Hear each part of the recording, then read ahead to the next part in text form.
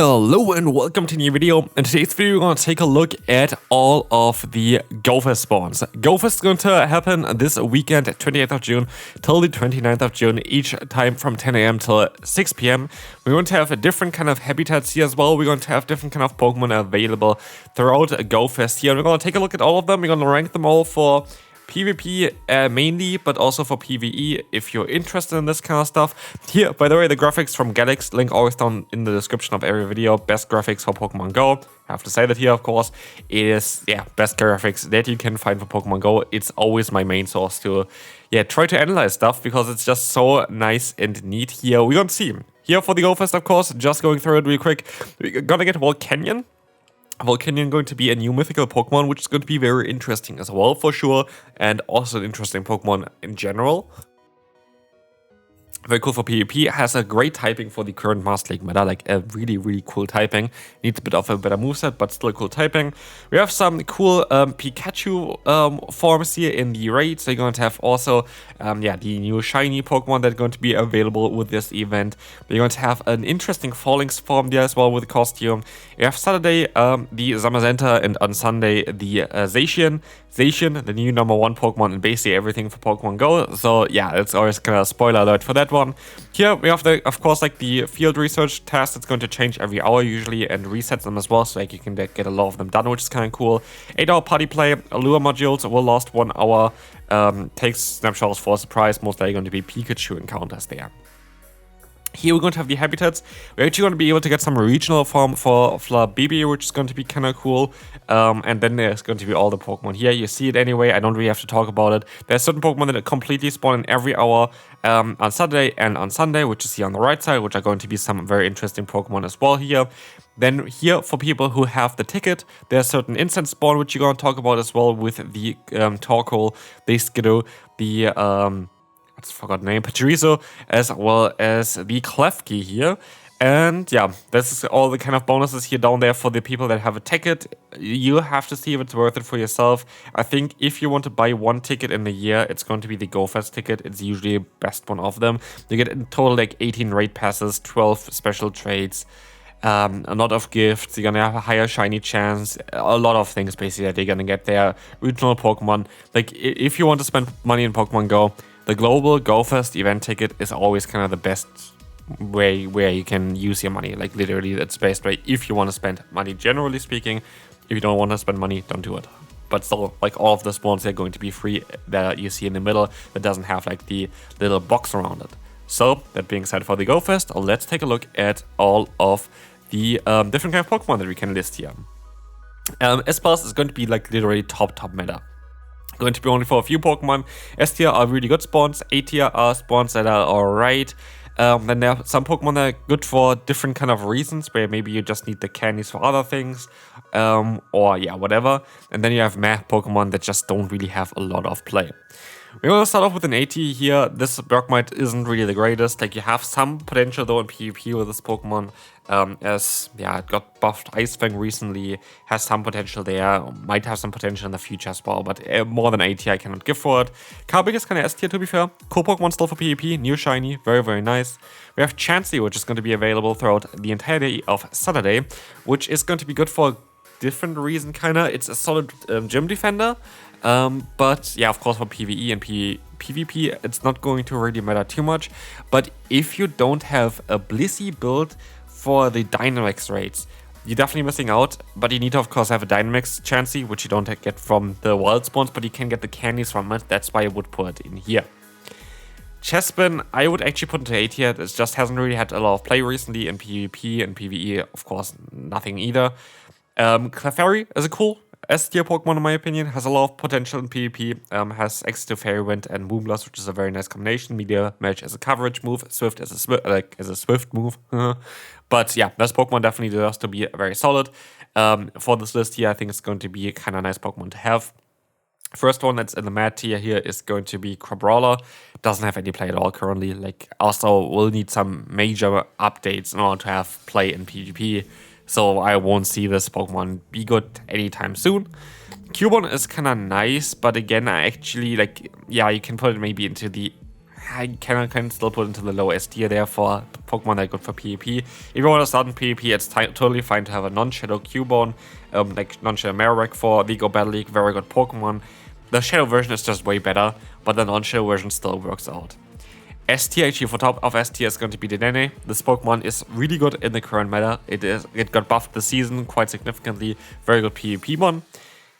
Hydreigon, I guess, is kind of solid as well to have. I'm going to put to A tier though, because yeah, maybe for PvE as a dark type attacker with Bite and Brutal Swing, it's kind of okay.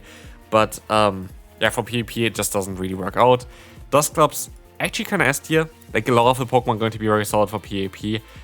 Yeah, Dusclops, the second stage there. Dusknoir is really good, but Dusclops is the main Pokemon you want to have as non-Shadow. So Dusclops is going to be very solid even with the spawns that you have here. For sure something worth getting for PvP. Now we're going to have one that's clearly just with LGM doesn't have any play at all currently, and I wouldn't see any play for this in the near future. We have Pholinx, which is cool for the yeah, costume, but nothing else really. We have the Flabébé, which is actually going to be an S tier, very good Florges in the Open Master League, very good Pokemon there, so worth there. Most likely a little bit worse now though, with other Pokemon that got released throughout this event. What we will see next is going to be Farfetch'd. A tier, yeah, I would say A tier. Got buffed this season with Fury Cutter. It's an interesting Pokemon, kind of something that may be worth taking a look at. We're going to have Fletchling next, S tier PvP Pokemon, absolutely good and great as well as Ultra League, very solid Pokemon there. I think the first S plus is going to be this Pokemon here. Frigibax getting a new shiny, as well as being a very rare Dragon type Pokemon that has a lot of play and a lot of play also in the future, with a potential community day coming up next year for this Pokemon. It's going to be an S tier Pokemon to get for also getting PvP IVs for the lower tiers. It's going to be very important for me. First S plus here, just for like importancy for this event. Yeah, Fuecoco is kind of cool. I really like Skylarch in the current meta. I have to put into the S tier as well. Doesn't need any legacy moves. Torch Song made this Pokemon so good. Torch Song on this Pokemon is amazing for PvP. For actually all leagues now. With this event, actually I think even in the Master League, Skylarch would have some play. But that's down to a little bit of testing that I still have to do. Again, Golurk is kind of similar like the Cubone, but here you actually really need the Shadow 1, so I would want to put this Pokemon a little bit lower here. Yeah, I could go to the A tier still, but you really want the Shadow Pokemon of this one. Goodra is kind of cool. I will put it into like lower-ish S tier. Doesn't really have as much play currently in PvP still. It's still is okay in the Great League, but yeah, it kind of lost a little bit of play recently. Even though it didn't get nerfed directly, it just doesn't have as much success. Another mad Pokemon is going to be here. Yeah, we don't really have to talk too much about this one. Then we're going to have Gulpin. Gulpin is kind of A tier. I wouldn't put it as tier. Like, it's cool for PvP. It has very good results based on Sludge buff recently. But again, it's actually not the top meta that you really want to have. Anyway, I would put a little bit lower there. Houndour, only good for the Mega Evolution. If you don't care about Mega Evolution, it's going to be, yeah, low. I would actually still put into mad tier. I think there are other Pokemon that are just better than this one. It's alright. Como, I actually made a video about this today, where I played this Pokemon in the Open Great League. Very good Pokemon, absolutely. Just had a community day, though, so like a lot of people are going to have access to this Pokemon already. That's alright. We're going to have here one Pokemon that got actually buffed with Bug Bite quite a bit. I still haven't looked at its Escavalier yet, but it's going to be an interesting Pokemon. Going to be, I think, the one for like Monday or whatever. No, actually, it's the one for Monday, for Sunday, I want to say. This Pokemon is going to be available throughout the entire day. Clefgear is an S tier pick, actually has been really good in limited metas in the Go Battle League recently, and it's a Pokemon that's only available usually in regions. It's kind of cool to get this globally, and it's a good Pokemon for PvP, so I do like this kind of bit. We have next up the Larvitar, just for basically the Mega Evolution. It's cool to get the XL can here. I'm going to put the A tier. Yeah, I actually put the S tier because it's such a good Mega Pokemon for raids, but that's basically it. Nothing to do for PvP. For PvP, it's sadly garbage. I hope they buff it in the future, though. Machop, yeah, I would just put it into like maybe A tier still. Machamp is just so outdated, like it doesn't really have a lot of play. We have Marini here. Toxapex, funny enough, very good PvP Pokemon. So you're gonna see a lot of really good Pokemon actually for this kind of tier list here as well. Like a lot of Pokemon are going to be very solid, and this is one of them. Marwell has a Mega Evolution that is pretty bad. And I would put it like maybe low A tier. If you're gonna start off, you can run the normal Marwell as well. But you can get some candies for the yeah, Shadow Mawile, which is actually still a very solid Pokemon. So I'm gonna put it low A tier, but it's kind of closer to Meh. Meh is definitely Mienshao. Just doesn't really have a lot of play.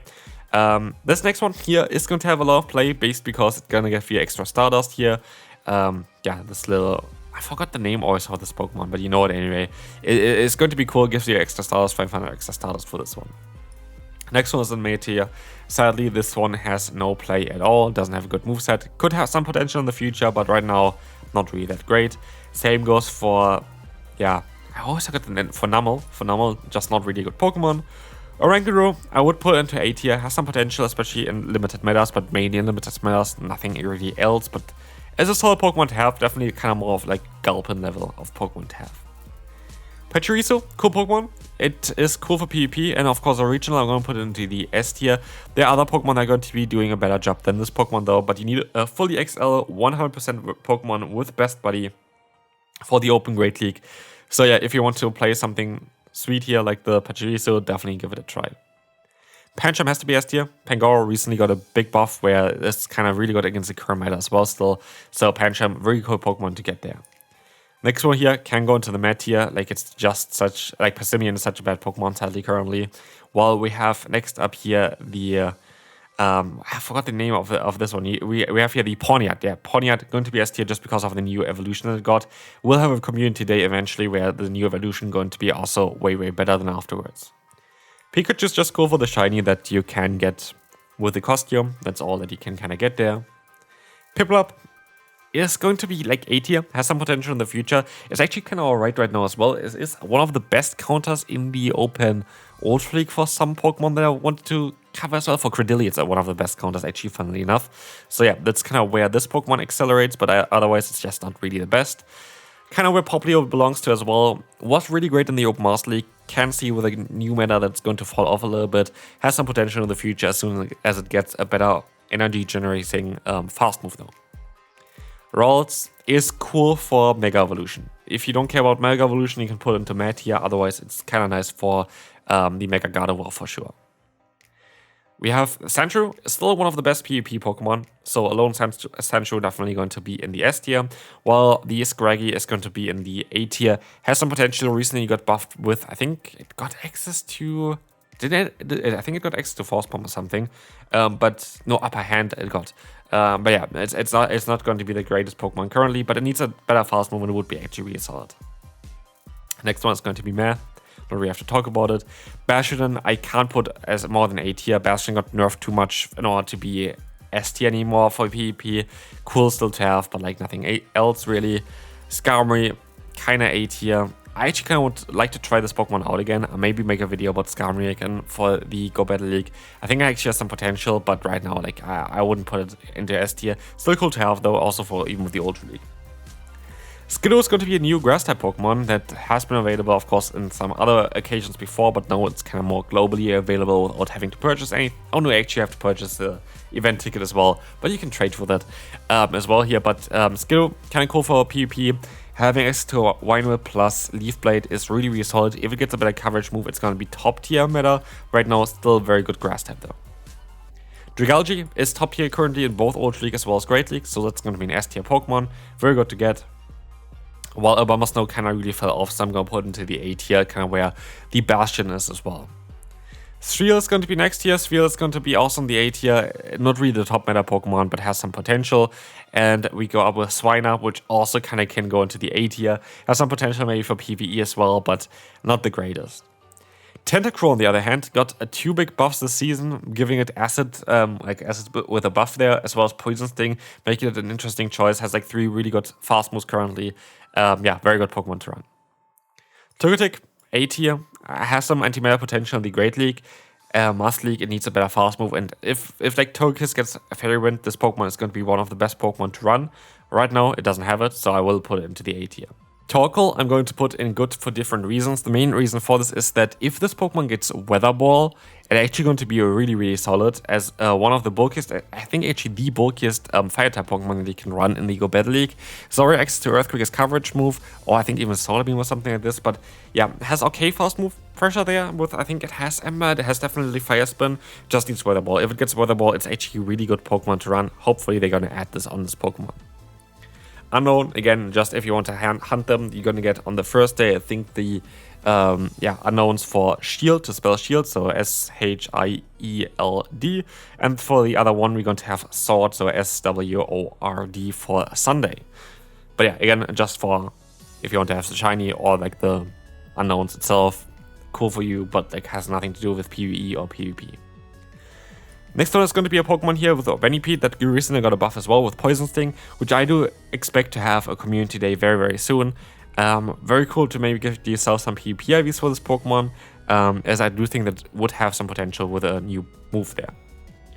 And then we're going to have here Vullaby, which is still S tier. Very good Pokemon to have for both Great League as well as Ultra League. And now we're going to finish off with all of our Mythicals, basically, and Legendary Pokemon. We're going to have Volcanion. Volcanion is for me an S tier pick actually. I think it's a cool mythical Pokemon for the Open Master League. It's a Pokemon that I would like to build, that I would like to showcase as well. I think the typing itself is really cool. It needs access to its signature move Steam Eruption to be really good. Right now it just misses as one move that's like kind of, I don't know, 45 energy, somewhere around there, that does a lot of damage in the stab water, and you're going to have a top tier meta breaker for you, because it's going to break Zamazenta and Zacian, plus also then you're going to be able to break Ho-Oh or also like ground type Pokemon with it. The typing itself, offensively especially, is absolutely fantastic. Just needs one more charge move update and it's going to be absolutely top tier. And now we have S+, Zacian is literally on top of everything. Zamazenta is literally the second Pokemon behind it. Both of them are going to be the top Pokemon that you can have for Pokemon Go PvP and PvE at the same time. Zamazenta is, funnily enough, actually a better steel type attacker than Zacian on paper, even though it's a defensive Pokemon, but it's actually better for it. They have adventure effects, they're both good for Dynamax, they're both S+ for sure. And with that, that is going to be my tier list here for today. I hope you enjoyed this one. If you did, feel free to leave a like, and yeah, subscribe if you haven't already, and I will see you then. Bye bye.